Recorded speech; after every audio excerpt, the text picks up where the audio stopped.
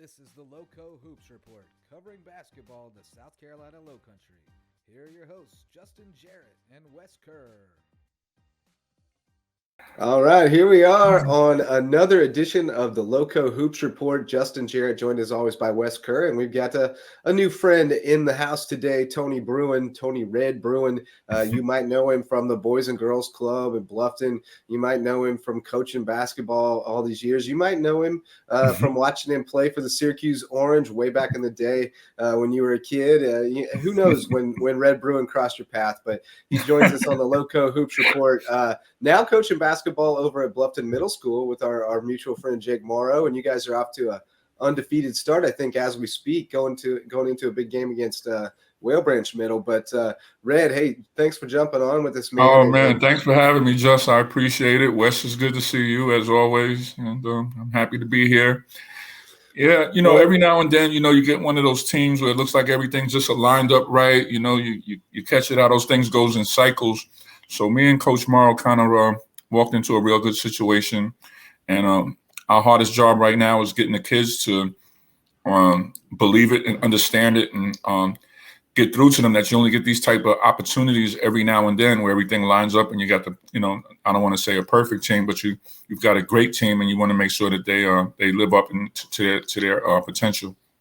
Very good. Well, we'll talk a little bit more about, your team and what you're seeing on the middle school hoops scene, just to kind of give us a feel for what's coming up and where kind of the power structure might be coming in the next couple of years. But let's talk a little bit about what's been going on the high school hoops. I know you've been busy coaching, so you haven't gotten in the gym too much this year, but you'll be able to jump in and weigh in on the guys that you know about. But Wes, where have you been since we last recorded? I know, I got over to Whale Branch and saw them in Battery Creek. I've seen a couple of games, but I know you've been out hitting the road in the Lowco too. So let's just talk a little bit about what we've seen in the gym since we last recorded. Where you been? What are you seeing, man? Yeah, I was able to get over to Hilton Head Christian Academy on Friday night, and Hilton Head Christian girls, once again, they are rolling to start the season. They are undefeated up to this point, 8-0. They just beat Bullock this past Tuesday, but I got to see him take down Hilton Head High. Very impressive victory, and they are absolutely loaded. Morgan Scott coming in from May River has been a stud over there inside with her size, pick up rebounds and score close to the basket. But then, the athleticism of Devin Yard, she seems to really improve every year. Great ball handler, just great sense for the game, great IQ, and she's really starting to take some strides and become a key leader of the Hilton Head Christian Academy girls team. And of course, Tamaya Hutchinson, who's just so fun to watch with her quickness and her ability to run the floor, find good passes. What a fantastic player, fantastic, component of your team to build around. And I really like what Bobby Thompson in his first season is doing over there, getting the most out of the talent over there at Hilton Head Christian Academy. And 8-0, I'm excited to see what they do at Johnson tonight in this tournament in Savannah. So going for 5 in a row, and they're off to a very solid start over there. But, Hilton Head High, it's been the Linda Young show, and she's really been the main producer of that Seahawks squad. And a big night, led everybody in scoring in the Hilton Christian Academy game back on Friday. And just, her ability to rebound the ball is top-notch here in the Low Country. And she's been working on her jump shot. I think it's been taking some improvements as well. So really great all-around game, strong defensive effort as well. And Deja Godson starting to improve at point guard. She's going to really start to be the one who runs the show alongside Janiyah Farabee. Farabee showing that senior leadership. So it's a great job to get to the basket. Good quickness there on the offensive end. And, Hilton Head, I like the way they've played so far. Got a couple of nice wins early on in the season. So I think it's going to go as Linda Young goes for the Seahawk team. But good strides already for Coach Ranzewski and that Seahawk team. A lot more growth to go for them. But on the boys' side, what an impressive win by Hilton Head Christian Academy boys. A 5-point victory, I believe, over the Seahawks of Hilton Head High. What a great basketball game. Hilton Head Christian Academy was up around double digits at halftime, but the Seahawks swarmed back and then actually took the lead. It was tied at the end of the third quarter, and Isaiah Anderson helped the Eagles pull away there in the fourth quarter. But a really well-played game. Really like what I saw from that Hilton Head Christian Academy team. It's, off to a 6-1 start. They've won their last 6 games. Anderson has been a stud in the post, great height. His ability to score close to the hoop has been really important. But don't sleep on Caden Turner, and don't sleep on Elijah White, who made a big-time three down the Yeah. stretch in that game. He's averaging 10.3 points per game, 5.3 rebounds. He's been a good part of this group as well, and a strong component of this offense that's really starting to take off. I love their ability to make good passes at the right times, and their stars take over when needed to. Caden Turner, really athletic. We saw his ability in football season at wide receiver, and he brings that same explosiveness to the basketball court as well. And then Well Sharp, another guy, I mean, a good spot-up shooter, a good hustle player, a nice component to have on your team as well. So love what Jason Bruckmeyer is doing with Hilton Head Christian Academy. Eagles, I think, that expect them to compete well in 3. I don't think they're at the level of Hilton Head Prep, but I think they're number 2 out of those 3 teams. JP2 and the other team in that 3-team region in Class 3 in Skeeza. So those region games, of course, are going to be big. But, really good start for Hilton Head Christian. Very impressive win over Hilton Head team that's starting to find its groove. I mean, they've got some young guys who have really started to step up. A couple of nice shooters from the outside. When you look at the Seahawk team, Reese Stewart has been a nice, spark plug over there. And then Riley McCracken, we talked about a lot during football season, great athletic forward. And then Jordan Nelson Davis is a nice key scorer over there as well for Hilton Head. And they played them tough defensively in the second half, got a couple of forced turnovers to get them back in the game and a couple big shots from the outside. Shane Brown, that he's going to instill that defensive mentality, and they really showed it in the second half and brought them all the way back down 9 points to tie it, take the lead at one point, couldn't close it out, but a good sign there was the resiliency to do that on the road, to come back from a couple points down. I think the Seahawks team is going to be a competitive one in Region 7-4A this year. Yeah, I think they've got some growth to do there. I think they're going to be okay. Ja'Cory Walters is another guy who can get off sometimes. So I think they're going to be kind of like they have been, where they have a lot of interchangeable parts, and they have to kind of tinker and figure out what works well together, and they'll get better as the season goes on. Last week I think we kind of laughed at our guy Will White when he was like, Hilton Head Christian going to beat Hilton Head Prep. But, I think it's closer than we thought it was a week ago. I spent a lot of time in huddle watching, scrubbing for highlights and stuff from the Hilton Head Christian games. And they're deeper than you realize, and they got deep quick. Micaiah Hamilton is a nice piece off the bench. Did you mention Dirty Harry Skinner banging the threes from way out? He's a little bitty dude, but he can shoot it from a long ways. And, so they've got some, and Well Sharp, like you said, he's a better player than people realize. So I like that team. I think they're going to continue to grow. Elijah's really good. I think he's a big piece, but that kind of dovetails into what we were going to talk about next, which is the biggest surprises of the early season. I think Hilton Head Christian fits the bill. And then the team that I was going to talk about is Whale Branch's boys, and Battery Creek's girls too. I saw both of those teams on Friday. I think they are both, teams that could be a little bit better than we maybe thought they were going to be. Kiara Wilson is on another level this year, it looks like, and she was already really good. And Genesis has gotten better. Armani Hutchinson is back, and she's really a force inside. She's very athletic and a big girl who takes up a lot of space. And so I think they have the pieces. And then you've also got Sophia Felix, who can handle it and shoot it from the outside. So, I think they have the pieces to be really pretty dangerous in that region and maybe beyond. And then Whale Branch boys, I don't know that this is the year that they're going to be really good. But they're going to be really good really soon, I think, because Antoine Wade is a young guy who, certainly he's a little overzealous at times, and he'll mellow out with age and experience, but the energy that he's infused into that program, and most importantly to me, I think you would echo this, Red. I see him when he has to coach somebody hard. He always makes sure he follows them to their chair, daps them up, taps them on the head, gives them a little shoulder hug, something.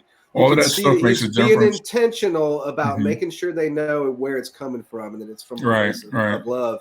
And, I think some people kind of see that and they bristle a little bit, but I see a No. guy who's really trying to be there for the kids. Yeah, and Just you're right. Sometimes coaching is more than X and O's. You spend so much time with your players, you get to know what works with what players and what works with other players and everything. It's not a one shop deal. Certain things that may work with one player is not exactly the best remedy for another. So what you're describing sounds like somebody that's really getting to know his player, understanding what pushes his buttons, what gets him going the positive way, and what would probably be a negative way to approach him. And that's part of being a good coach. Yeah, and I even saw him one time, and at first I thought, I don't know if I like that, but in retrospect, I kind of do. He was pretty steamed at one time. The wheels were kind of coming off. They were making some silly mistakes, and he had to call a timeout. And then he just went and sat on the end of the bench and kind of fumed and let the huddle do its thing. And at first I thought, man, I don't like that. He's kind of pouting over there. But the more I look back on it, I think he was just removing himself from the situation and giving himself a moment to calm down and letting those guys calm it down. And I look back on that, and I think he played that just right, and they ended up winning that game in a good fight. And then they came out and, they lost a tough game to Beaufort, but they came back and beat them 2 nights later in overtime. So I think he's, they're a little lacking in ball handling, but KJ Chisholm is coming along there, and David Evans can do an okay job there too. And I think if they can just stay out of the half court as much as possible and just get out and run and use the athleticism, they can minimize that a little bit and be a pretty good factor in 1A. So, coming from New York City, that you have a lot of coaches that get recognition because a lot of the great players that used to come through there. But when I look back at it and think about some of the great coaches, the ones that stick out in my mind are not the ones that always had the greatest talent, but some of the coaches that were known for taking hard to coach players and actually winning championships with them and winning. Players that other guys would say, I just can't do it. I can't deal with this kid. I can't coach this kid. And somehow these guys find a way to connect, to get through to these kids. And these kids will run through a brick wall for those same coaches. And those are the coaches that when I look back at some of the great coaches that I think about the most, So it's definitely not all X's and O's. It's, sometimes being a coach is a little bit more than, what you see every day at the gym. Yeah, for sure. So on the subject of surprises, I'll throw out Bradford Thompson as one of my surprises because he's a great football player, and we know that. But man, he looked like a heck of a basketball player the other night. He's making some moves in the post. He can get out and run. Super athletic. So I like the way they're using him. And then David Evans as well. He's a really small guy, but he's quick as lightning, good hands, can shoot from the outside. So Wes, who are some of the guys you've seen so far, or girls that have been a surprise to you? Yeah, I mean, you look at Hilton Head Christian Academy and some of those players who you mentioned and I mentioned who have been big-time standouts early on in the season, who have kind of weren't on my radar at the start of the year, but I knew Isaiah Anderson would be great. I knew that Keaton Turner would be a star on that team, but Elijah White, Wells Sharp, certainly fit the billing there. Two guys who kind of slept on the start of the year, but have really found to find their groove and playing great team basketball. Strong shooters, really athletic, and they defend well. So, two solid components of that team for Hilton Head Christian Academy. But, we've got some, especially on the boys' side, a lot of teams that, a lot of deep, strong talent. Even you look at Battery Creek, like you look at what Kanye Freeman and Kelvin Wills are doing and the strides that team has been making. Really excited to see what they do. And then McLeod Rochelle, you talk about a hustle player and talk about Anderson Jones and what he did for Beaufort last year.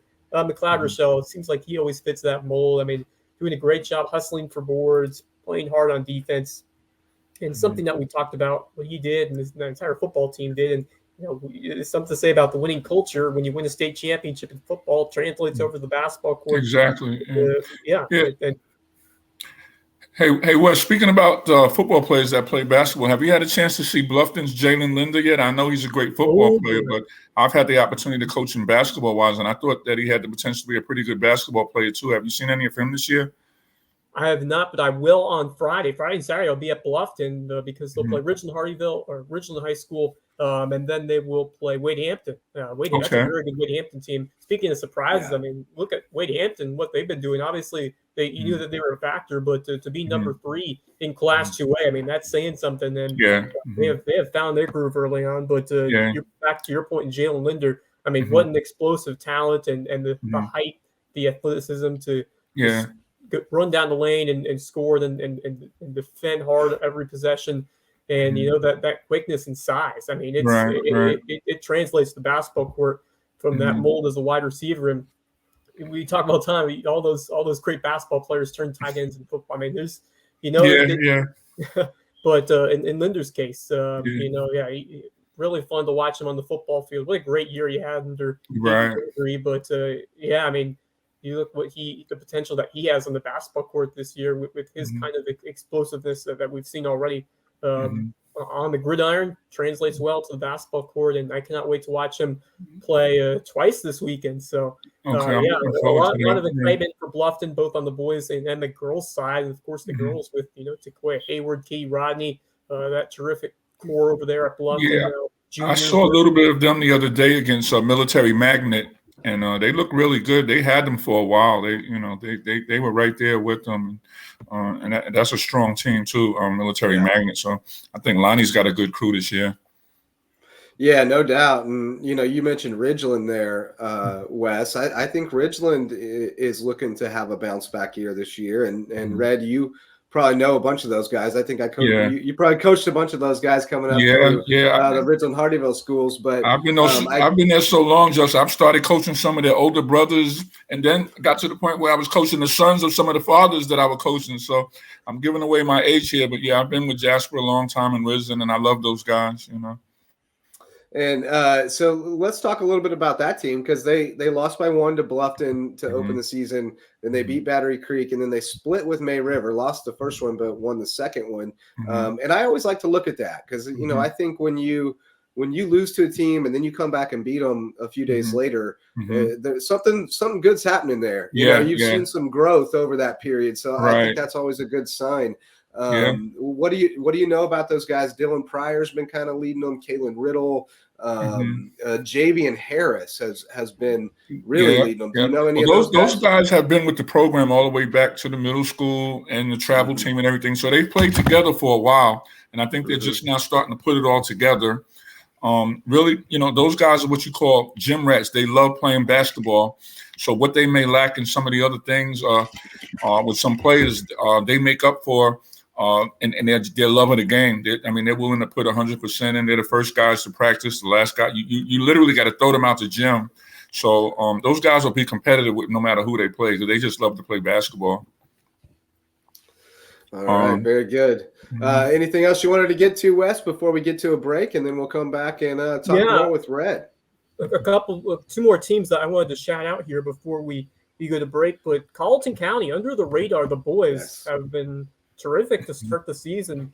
And, this is a team that really has shown growth the last few years. I remember that Cinderella run a few years back when I believe they stunned May River in that special region tournament that they did because of COVID concerns. But, Colleton County, they've really made some big strides over there in the basketball court. And I think this year could really be a breakthrough season in Region 7-4A. Off to a strong 6-3 start. They beat Beaufort by 16 points. They took down Battery Creek, and they've got some shooters and a lot of guys returning from that squad, like Brian Hamilton. You got Mykeen Gant, really athletic, strong component there for that Colleton County team. And then you have another guy we haven't really talked much about, but he's leading the team in points per game so far this season. That's Nick Williams for Colleton County. He's averaging 12.7 points. And then they got a sophomore named Sanders, who's also becoming a key scoring threat as well. So I think they've become a little deeper. Amari Sanders having a nice start for the Cougars. They've become deeper, and those stars that we talked about these last few years, like Hamilton, like Gann, really starting to pick it up. So definitely not sleeping on this Colleton County team. The schedule will be tougher down the road, but I'm excited to see that group play in person. And then the JP2 girls off to a great start, 6-1 A couple of really lopsided wins, Memorial Day and Bridges Prep, but still, when you're beating teams by 70 to 15 like that, I mean, there's some good things are happening. And Brady Mahoney's really growing this year. Gracie Henderson, who I believe started her career at Hilton Head Prep, very small, quick, agile guard for that Hilton Head Prep team now at JP2, and she's really become a lot better and has taken a big forefront of that team. And then Lily Termini, the youngest Bella Termini, who had a great career for JP2 as well. So really like the way how that team is rolling together, and not going to be a tough out in 3A. So it's going to be fun to see how that region plays out. Hilton Head Christian Bay girls, of course, the heavy favorites, but no pushovers. So Hilton Head Prep, always a team that plays you tough, and then JP2 off to a strong start as well. So I'm excited to see how Skeeza girls, and of course you got BA, who's I think a contender in 2A this year. So a lot of excitement in Skeeza girls basketball so far this year. Yeah, no question. And yeah, I think JP2 has not played a very challenging schedule thus far, but so we've kind of maybe discounted them, but they're going to be pretty good. They're going to be a factor for sure. And I don't think they're on Hilton Head Christian's level by any means, but they're going to beat some people. And I'm glad you mentioned Colleton's boys, because yes, that is a very interesting team. Like you said, the backcourt's very good and experienced with Gant and Hamilton. And then you've got Saunders, kind of emerging as a 6'4" sophomore who can do some damage inside and on the wing. Javarius Doctor is a quick little guard too.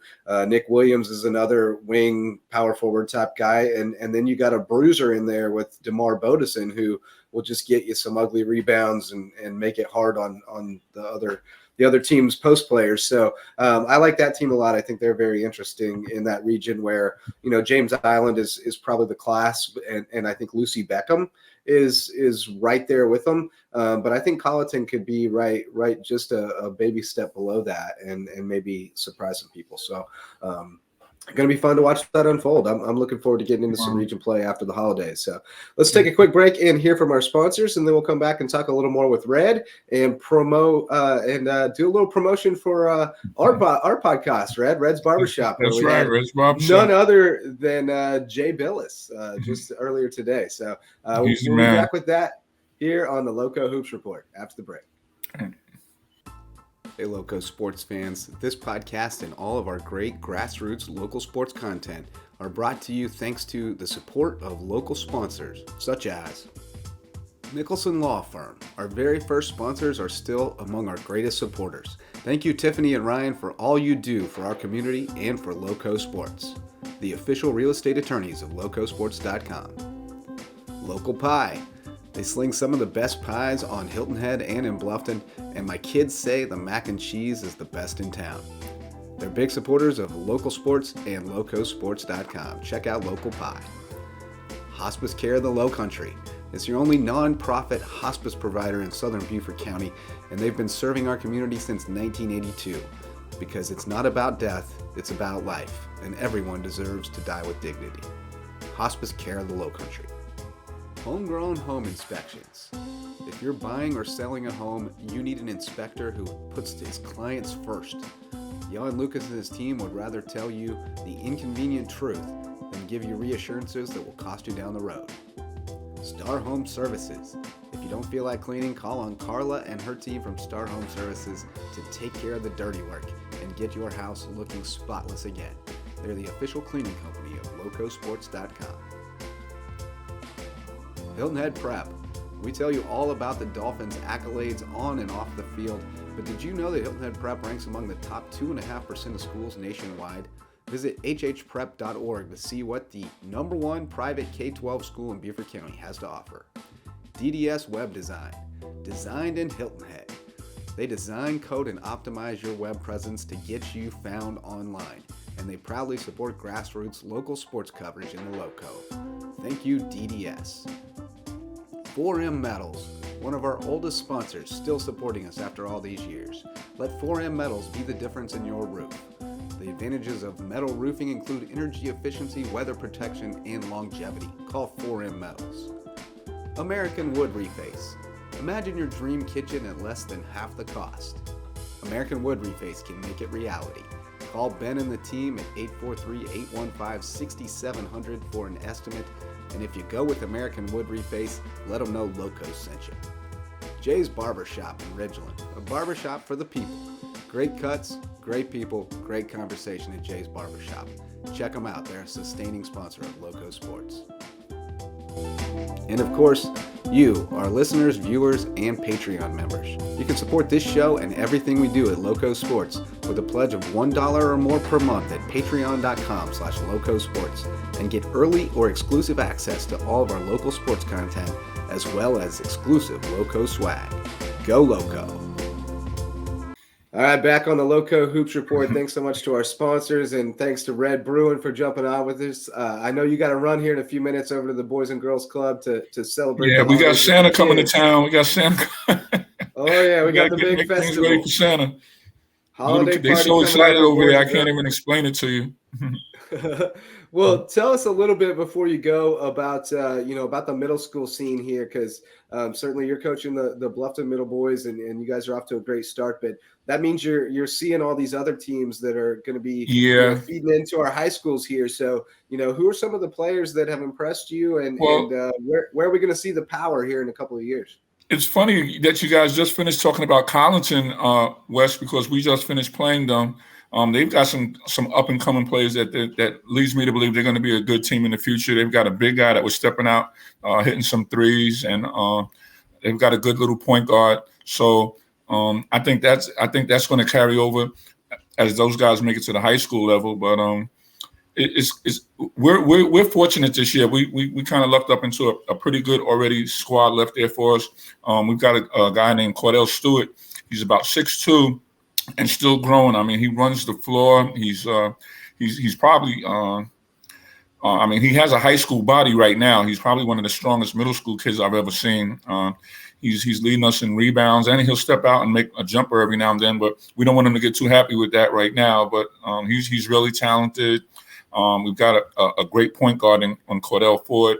So right now we've played Collington, Ladies Island, Robert Smalls. And we've got Whale Branch tonight, and then we're done before the break. So we're looking pretty good. If you listen to the so-called critics right now, Hilton Head has a pretty good team. It's supposed to come down to us, Hilton Head, and McCracken, but we'll see how that, the way things are put down on paper is not how they all necessarily play out once the games start. And I've been going back and forth teasing our good friend Oliver Frazier. He's coaching over there too at McCracken. So, we really get going after the break. But right now, our last game before the break is Whale Branch tonight. So we need to try to get them out there, and we'll be all set for a little Christmas break. We'll push them real hard during practice over that and come back January ready to go. But right now, we're sitting atop with Hilton Head at 5-0.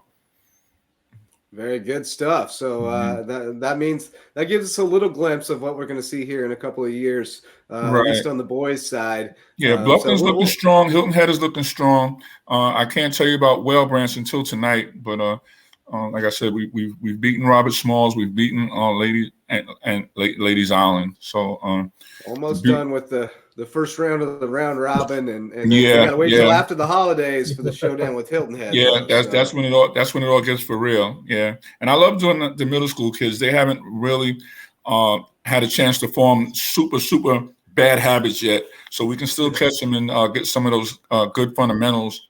Because our kids, they like to imitate stuff they see on TV. They're watching NBA on TNT and trying step back jumpers and stuff, and they're just learning how to make a left-handed layup. So it's a good time to catch them and get some good fundamentals into them. It's really a lot of fun, Josh. Hey, you don't get away. Everyone wants to be Steph Curry these days. Yeah, exactly. Three, but it's all about fundamentals. Got to master the layup first before you go outside beyond the arc. But exactly. Yeah. Tell me about how fun has it been to coach these guys? It's got to be a lot of joy in this, in this age, and this development period. It's amazing.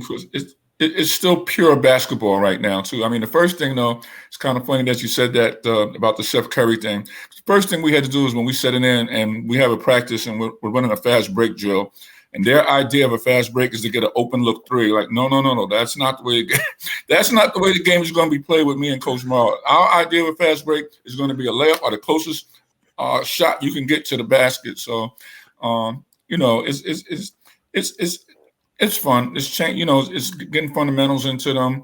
We still want to work them hard. We think we have a team that's capable of winning a championship. But the thing is, we want to install that into them. We want everything they do to be like a champion. We want them to dress like a champion. We have them wear ties and collared shirts and dress up on the road. They can wear their jersey and stuff on game day to get the recognition from their fellow classmates and stuff, and the hard work that they put in. I think they deserve that.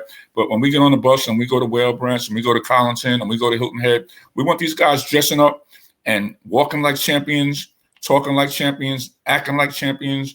We want them being that way around their teachers and, being respectful for their parents. All the stuff off the court that, we feel like we just want them to do everything like a champion would do, a champion with some class. And I think they're starting to buy into it.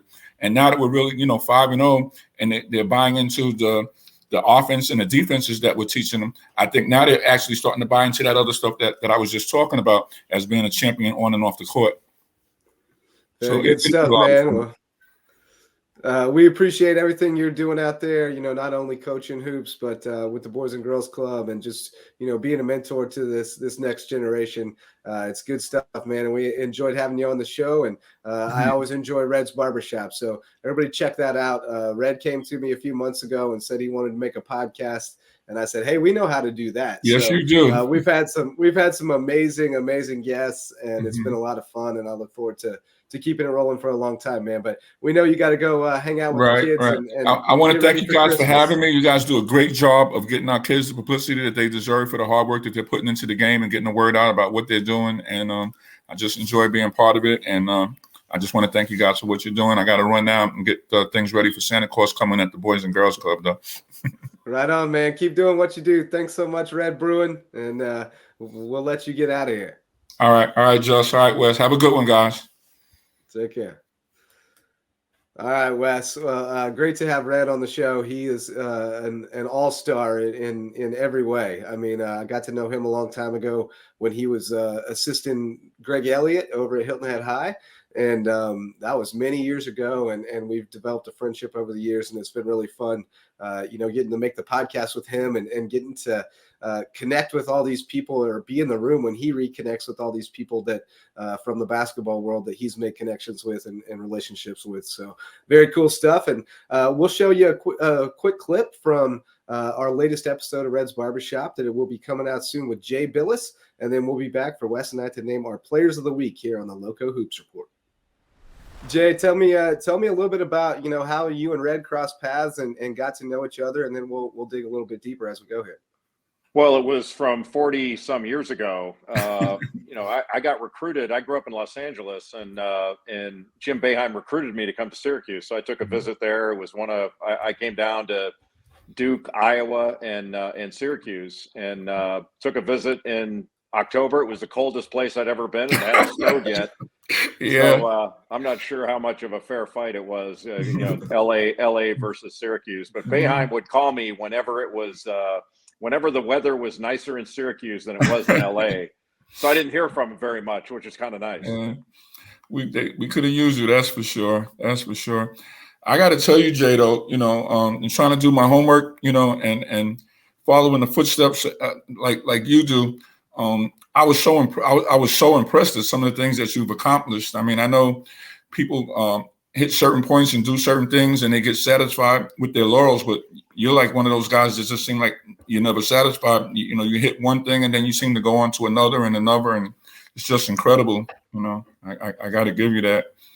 I mean, you've done, I think, more things in your lifetime so far. You've hit a lot of people's goals and then some, playing pro basketball, playing in the Final Four, playing in the championship, getting drafted by Dallas, then going on, law school. It's never enough for you, it seems. I need to be able to put that in a bottle and somehow monetize that or something. It's just, your drive is great, man. Well, I've been, that's nice that you read. I've been lucky. I've had a lot of fun things to do, and broadcasting being chief among them. But, I had planned on a life of just practicing law and having that be my career. But this, when my wife didn't want me to stay in coaching, this broadcast thing turned out to be a pretty fun gig. And I didn't anticipate it turned into a career, but I'm grateful it did. Yeah. All right, Wes. Well, one thing left to do before we wrap up episode 2 of season 3, and that's to name our players of the week. So we're each going to pick one boy and one girl. Where are you going with your players of the week? First pick in the draft. Yeah, once again, a strong week from all of our local contingent, but I'm going to stay on the island, go with my man, Chad Toussaint, who just continues to put up high-caliber numbers for the Hilton Head Prep Dolphins, 20 points and 11 rebounds in a 58-22 win over Buford Academy. And Toussaint, has become the undisputed leader of this team. Just a terrific player to mold that group around, his intelligence on the floor, his ability to win on the glass and just clean up those rebounds, and his passing, and then his ability to stretch his game out beyond the arc and shoot the three. Just a really well-rounded set of skills that's really helped him thrive on the court, and he's going to bring that same intensity to Chattanooga and could propel the Dolphins to a heck of a season over in Skiza 3A with Ben Fry having a nice start to his year, Kane Eanes, Andrew Helms, really loaded and complete complement of players, a lot of strong and quick and agile guards who can make some shots. And then, you have some bigs like Jason Britchie and then Sean Toussaint. So a lot going on there in good ways there for Hilton Head Prep as they begin their season, and really excited to continue to watch the Dolphins play here in 2022-23. And then for my girls player of the week, man, what an outing for Kiara Wilson, certainly deserving of the player of the week honors after what she did this week. How about 34 points, 7 rebounds, 5 assists, and 4 steals, just racking up the stat sheet in every which way. A complete player and has become quite a weapon for that Battery Creek team. So heck of a night for Wilson, and really excited to see what this Battery Creek girls team does with her leadership and a bunch of other studs who have really been good compliments to her as well. So excited for those Dolphins, and that's heck of an outing there from Wilson. Yeah, a phenomenal game. It's funny because I saw the score, but I didn't have the stats yet, and I texted Coach Klutz and said, "Hey, who were your leaders last night?" And he hits me back with Kiara Wilson with 34, and I'm like, "Oh, wow, that'll get her done." That's a heck of a night. I didn't get to see her very much at Whale Branch because by the time I got there at halftime, it was lopsided, and she didn't play a lot in the second half. But she's a tremendous player. She had a great season last year, and I fully expect that she's going to do it again this year. And so far so good. So dominating the people that she's supposed to dominate. And I think she was out for a couple games early. They played some scrimmages early and lost. And I think she was out, if I'm not mistaken. So, I expect her to certainly come back strong here, and them to continue to improve with her out there on the floor. So, and in fact, I think sometimes it can really be beneficial to a team for their star player to be out a couple games early on, and some kids have to step up and do some take on bigger roles. And I think that can help you grow up quickly early in the season without too much risk, because you don't have to worry about losing games that don't necessarily matter. So everyone else gets a chance to raise their game when you have that star player out. It seems like everyone else has to take up the slack, and each player kind of raises their level just a little bit higher to match that. So it's a great opportunity, and great to see teams seizing it. Yeah, and for my players of the week, on the girls' side, I am going to go with Tamaya Hutchinson.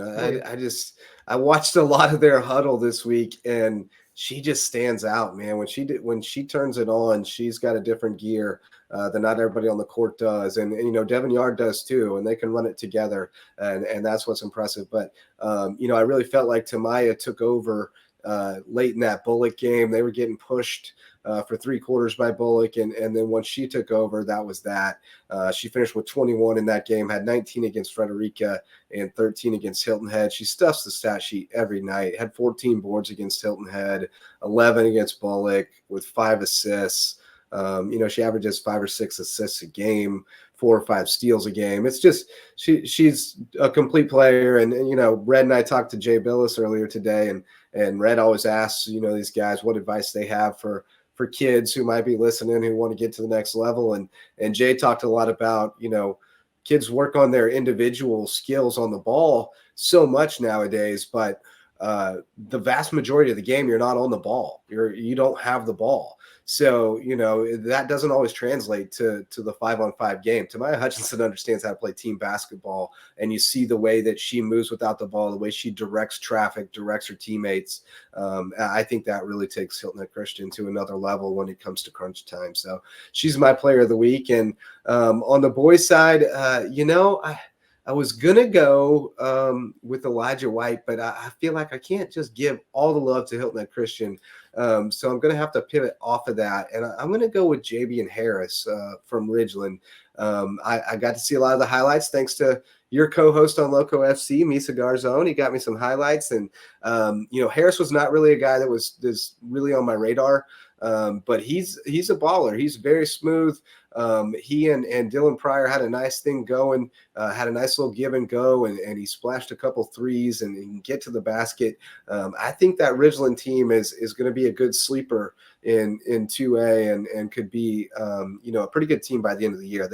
They're built like I like a lot of high school basketball teams to be. They're interchangeable parts. You're going to hear me say it a ton. I love that. I think it's so important when guys get in foul trouble to be able to plug in somebody else who's very similar and not lose a step. And I think they have that ability. And it looks so far like Javian Harris may be kind of the leader of the pack there. So I'm going to give him my player of the week honors, but definitely shout out to Elijah White. And we did have a sweet dunk that pulled off Huddle. So shout out to Elijah and to our guy, Will. He was great on his podcast debut last week. So those are my players of the week. Wes, any parting thoughts before we get out of here? Anything you're looking forward to this week on the basketball court? I know you're headed over to Bluffton. Yeah, I'm excited to see Jalen Linder in person. We talked about him earlier on the show, but I'm excited. I mean, I haven't seen that Wade Hampton team yet, and looking the part so far of that top 5 team in 2A, number 3 currently, and they've got some terrific athletes, outstanding contributors across the board, and I haven't seen that team live yet. I wish I could have seen them last year when Jamie Risher was playing, but they weren't in our coverage area yet, but really looking forward to seeing them. And that Ridgeland squad on cue, as you were talking about, they will take on Bluffton on Friday, and then Bluffton will play Wade Hampton, both those games at the Den. And yeah, I'm pumped to see that Ridgeland team making some big strides early on. Man, I remember when I just got here and what that group was doing before the unfortunate circumstances of COVID, them having to miss that entire 2020-21. Just great to see them back on the rise, and what Harris is doing. Outstanding part of that group that has taken some great steps to get back to that level that we've seen Ridgeland basketball become under those years with Jeremiah Favors. So excited to see the Jags back on the rise. Yeah, it should be a good one. Also got a Whale Branch Battery Creek rematch over in Burton on Friday. Hilton Head headed out to Wade Hampton on Friday. So Hilton Head Christian Savannah Country Day. That's going to be an interesting matchup in both regards. So yeah, Christian Academy girls going to get tested in this Savannah tournament. So that's going to be really interesting to see how that plays out. Beaufort and May River on Saturday, and no longer a region matchup. So we get that one as non-region. Richmond Hill coming to Hilton Head. You mentioned Wade Hampton and Bluffton. So got some good matchups on tap, and then Seahawk Classic coming up next week. So yeah, love all the Lowco on Lowco matchups we've seen. I mean, a lot of there's been some good ones. Yeah. I mean, that's what it's all about, rising tides. And it's been great to see with all the movement in regions. We've seen some matchups come non-region, but, it's just awesome to see all these Lowco teams testing each other against other area squads and seeing everyone get better at the same time. So you love to see it. That's what it's all about, rising tides, lift all boats. And just really pumped for these next few weeks as we get into the holiday tournaments. And then right after that, once the ball drops from years, it's straight full-fledged into region play. Yeah, going to be good stuff. We'll have it all covered for you here on the Lowco Hoops Report. That's going to do it for this one, but we will be back next week. Thanks so much to Red Bruin. Thanks to our sponsors, and thanks most of all to you for showing up to listen or watch every week. Until next time, I'm Justin Jarrett for Wes Kerr. Go Lowco.